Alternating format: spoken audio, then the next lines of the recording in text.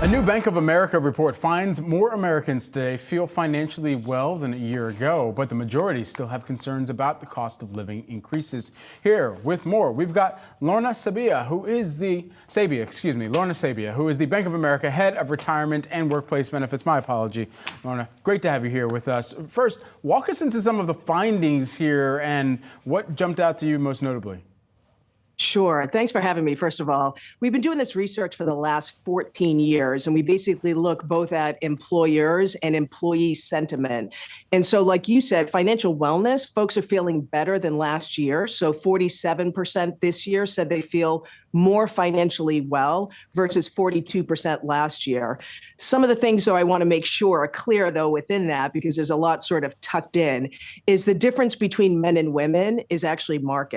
And so 58% of men feel financially well.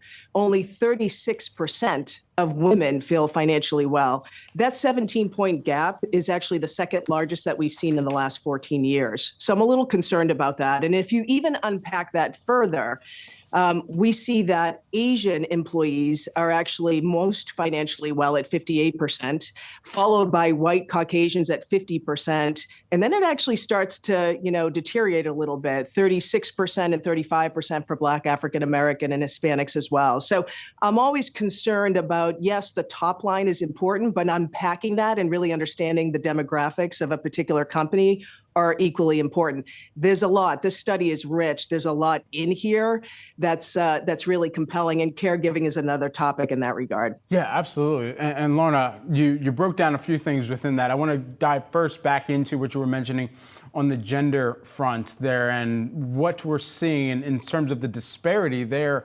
Is there a leading cause right now? Is it compensation? Is it cost-based? What is it that kind of jumped out here?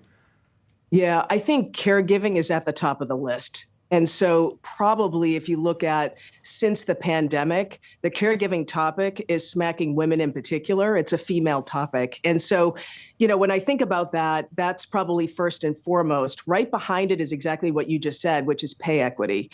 And so, when you think about even a woman's life stage versus a man, it's just different, right? Oftentimes caregiving, whether it's having children moving away from the workforce for a period of time, that stops things like access to benefit programs like a 401k.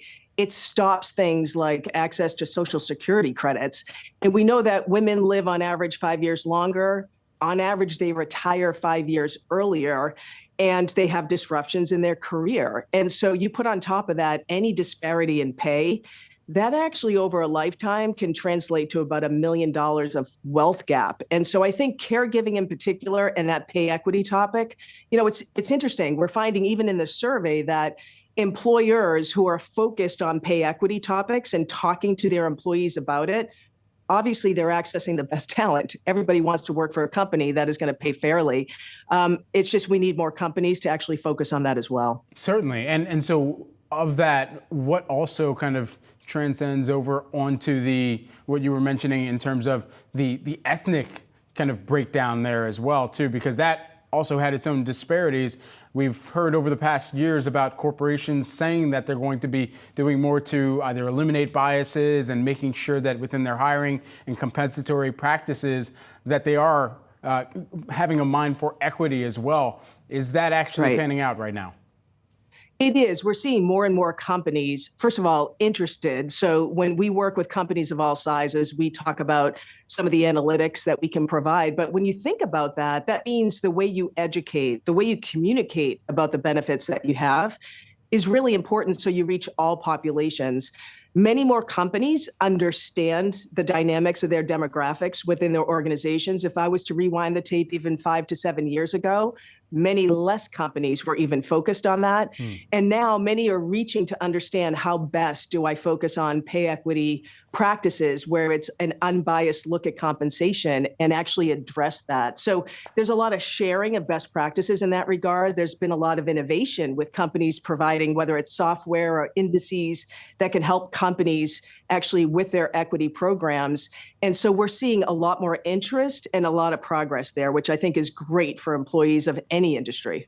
Then additionally, we were just showing on screen one of the stats here, 76% of employees believing that the cost of living is outpacing their growth in the salary or wage front. That's compared to 67% in June of 2023. And I come back to this and bring this back up because this also has a bigger impact on future financial planning too. And so where is that kind of also hitting the mindset and preparedness to being able to get towards retirement, being able to get towards financial stability? Right. It's a great question. What's interesting, though, we also found that actually last year, 63% of folks felt that the economic macro environment was actually going to deteriorate their preparedness for retirement. That has moved to 53%. So there's some optimism there. What's interesting, though, is inflation, and it's your own personal experience about what you're actually, buying and what has changed in those prices. And so I think folks understand that now, and they're actually changing their behaviors, whether they're spending on different items, whether they're spending less in general. But the sort of, to me, the sentiment that we actually see are people are actually understanding that better this year. They're not as afraid of it as it relates to their retirement preparedness, but it's still a topic. Inflation is still a topic for sure. And my co-anchor earlier was making fun of me for buying a Lego set recently. I'm not buying as many as I was in 2021, but certainly, treating yourself every once in a while here. But Lorna, thanks so much for taking the time, breaking down some of these key figures around financial wellness and the mindset of so many that are out there in the economy. Lorna Sabbia, who is the Bank of America Head of Retirement and Workplace Benefits. Thank you. Thanks so much for having me.